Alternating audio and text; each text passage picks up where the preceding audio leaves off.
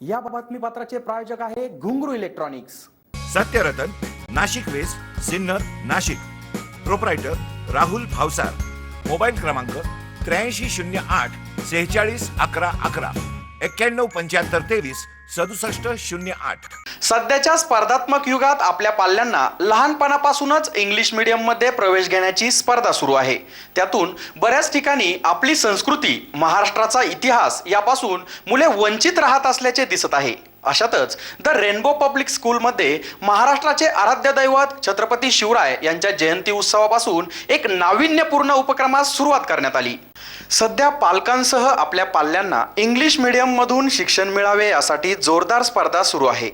मात्र CBS पॅटर्ननुसार घेण्यात येणाऱ्या शिक्षण पद्धतीतून कुठेतरी आपल्या महाराष्ट्राची संस्कृती, महाराष्ट्राचा इतिहास याचा विसर पडताना दिसत आहे. हीच बाब द रेनबो पब्लिक स्कूलच्या भारती गांगुर्डे व शिक्षकांच्या लक्षात येताच त्यांनी महाराष्ट्राची संस्कृती तसेच महाराष्ट्रातील वीर योद्धे यांची माहिती बालपणापासूनच विद्यार्थ्यांच्या मनात रुजावी यासाठी 19 फेब्रुवारीपासून अर्थात शिवजयंतीच्या पार्श्वभूमीवर शाळेत प्रार्थनेपूर्वी शिवचरित्राचे वाचन हा उपक्रम सुरू केला. त्यानंतर त्या महापुरुषांच्या विषयावर प्रश्नावली तयार करत एक प्रश्नमंजुषा हा उपक्रम सुरू केला. त्यात बऱ्याच विद्यार्थ्यांनी सहभाग नोंदवत त्या स्पर्धेत आपला सहभाग नोंदवला. त्यांना प्रोत्साहन देण्यासाठी त्या स्पर्धेत सहभाग घेऊन नैपुण्य मिळवलेल्या विद्यार्थ्यांचा मंगळवार दिनांक 25 फेब्रुवारी रोजी पारितोषिक वितरण करण्यात आले. या उपक्रमास प्रमुख पाहुणे म्हणून व्ही राजे ग्रुपचे संस्थापक तथा माजी नगराध्यक्ष विठ्ठल उगले, द रेनबो पब्लिक स्कूलचे संस्थापक कारभारी थोरात, दत्तात्रय कोकाटे आदींच्या हस्ते बक्षीस वितरण करण्यात आले. कार्यक्रम यशस्वीतेसाठी भारती गांगुर्डे, प्रदीप गांगुर्डे यांसह द रेनबो स्कूलचे सर्व स्टाफ यांनी विशेष परिश्रम घेतले. SN न्यूजसाठी अक्षय गायकवाड. 19 फेब्रुवारी 2020 रोजी आमच्या द रेनबो पब्लिक स्कूलमध्ये शिवजयंती जन्मोत्सव साजरा झाला.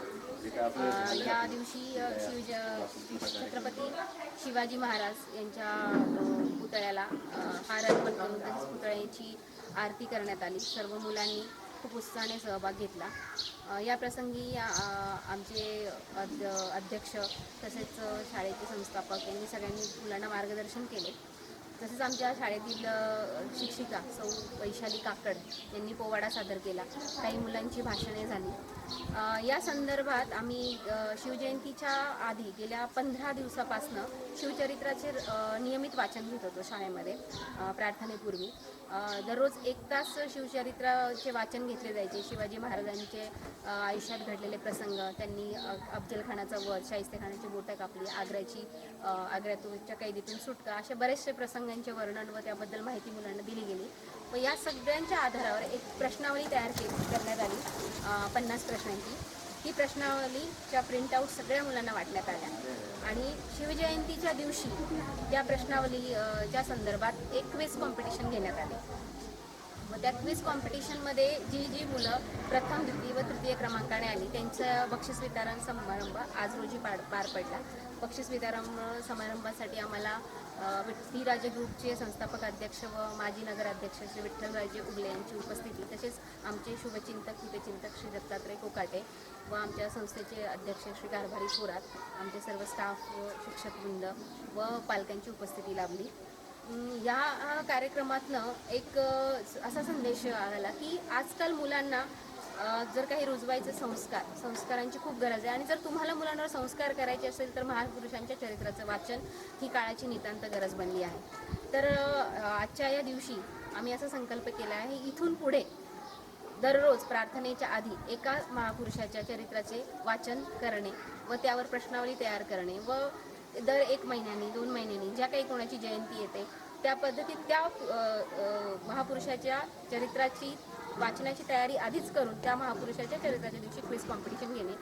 याचा फायदा म्हणजे एकतर मुलांना महापुरुषांबद्दल माहिती होईल, त्यांचं जनरल नॉलेज वाढेल जे की त्यांना पुढे खूप हेल्पफुल ठरेल आणि त्याचबरोबर की मुलांवर संस्कार करण्याचा जो आमचा मानस आहे तो साध्य होईल. धन्यवाद. मी Karbhari Thorat, the oasis public trust Nashik अंतर्गत ॲफिलेटेड द रेनबो पब्लिक स्कूलच्या वतीने या शाळेने जो हा प्रोग्राम बक्षीस वितरणाचा जो प्रोग्राम आयोजित केला आहे अतिशय सुंदर आणि सध्याच्या काळाची नितांत गरज लक्षात घेऊन हा आजचा छानसा प्रोग्राम आयोजित केला.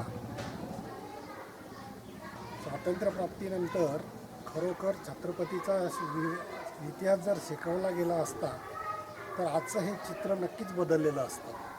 कारण छत्रपतींनी जे हिंदवी स्वराज्य स्थापन केलं, जे स्वराज्य स्थापनेमध्ये सर्व जाती धर्मातील लोकांनी हे स्वातंत्र्यासाठी लढा दिला आणि हे हिंदवी स्वातंत्र्य आमच्या स्वाधीन केलं, ते अबाधित राखण्याचं कर्तव्य आज तुम्हामावर आहे. मी या ठिकाणी एकच सांगेन, हा जो शाळेने एक छानसा प्रोग्राम आयोजित केला ते फार कौतुकास्पद आहे आणि ती वर्तमान काळाची गरज आहे असं मी या ठिकाणी मला वाटतं.